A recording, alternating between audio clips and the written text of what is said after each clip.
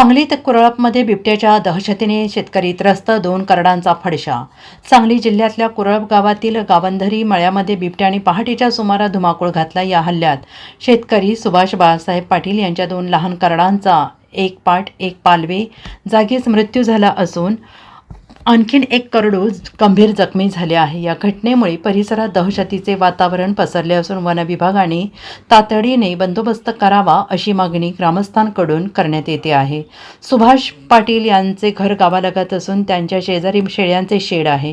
त्यांच्याकडे 6 शेळ्यांचे संगोपन केले जाते। पहाटे सुमारे 2 वाजण्याच्या सुमारास बिबट्याने घराच्या भिंतींचा आधार घेत शेळीच्या शेडमध्ये प्रवेश केला आहे।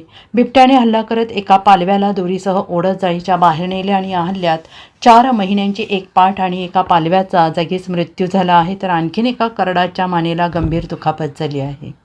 माझं नाव सुभाष बाळासाहेब पाटील। आम्ही इथं गावाची दर राहतो। आज पाठीच्या दरम्यान आमच्या 2 पालवी बिबट्यानं खाल्ली होती। बिबट्याचा बंदोबस्त विभागानं करावा। मी शेतकरी आहे। आम्ही शेती आणि या जोडधंद्यावर आमचं चालतंय सगळं।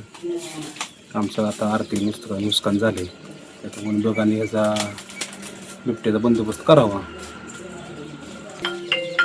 ते आता वन विभागाला आम्ही फोन केला आहे की माणसं आता येऊन त्याचा पंचनामा करणार आहेत, करून त्याचं काय आम्हाला आर्थिक मदत करावी सरकारनं।